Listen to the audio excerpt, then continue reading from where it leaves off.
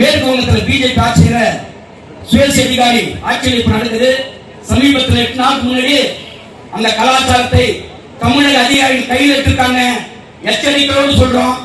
எங்க முனீஸ்வரர் நகர்ல சாதாரண ஜனங்க வீடுகளை இடிச்சு தடுக்க வந்த பெண்களை அடிச்சு அவங்கள சிறை மண்டபத்தில் அடிச்சு வச்சு அவங்க வச்சிருந்த உணவு பொருட்கள் எல்லாம் புல்டோசர் எடுத்திருக்காங்க. ஆகவே தமிழக அரசு சொல்றோம், இந்த புதிய கலாச்சாரத்தை தமிழ்நாட்டில் புதிதாக அமைச்சராக தமிழ்நாட்டில் முதலமைச்சராக பொறுப்பேற்கின்ற ஜோசப் ஸ்டாலின் அவர்கள் அனுமதிக்க கூடாது. வருகிற ஜோசப் விஜய் அவர்கள் அனுமதிக்க கூடாது. வருகின்ற சட்டமன்ற கூட்டத்தொடரில் நிச்சயமாக சிறப்பு கவன ஈர்ப்பு தீர்மானம் கொடுத்து ஏழை எளிய மக்களுடைய வீடுகளை புல்டோசர் எடுப்பதை இந்த அரசு தடுத்து நிறுத்த வேண்டும் என்ற கோரிக்கையை வைத்து அமைச்சரையும் சந்திக்க இருக்கிறோம். முதலமைச்சரை கட்சி தலைவர் சந்திக்க இருக்காங்க.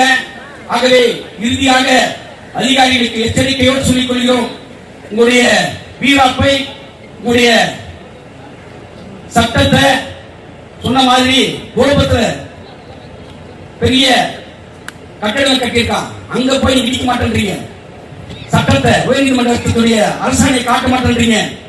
குடிசையில் இருக்கிற சாதாரண ஜனங்கள் மீது உங்களுடைய வீராப்பை காட்டினா கம்யூனிஸ்ட் கட்சி ஒருபோதும் அனுமதிக்காது. இந்த மக்களுக்கு இறுதி வரை வீடுகளை இடிக்க மட்டும் அனுமதிக்க மாட்டோம். இறுதி வரை அவர்கள் பட்டாவோ இல்லைன்னா மறு வாழ்வு கிடைக்கும் வரை கம்யூனிஸ்ட் கட்சி மக்களுக்காக நிற்கும், போராடும். யாருமே நீங்க பயப்படாதீங்க. தாய்மானா கண்ணீர் விட்டு ஓடி வந்தீங்க ஆபீஸ்க்கு, தைரியமா இருங்க.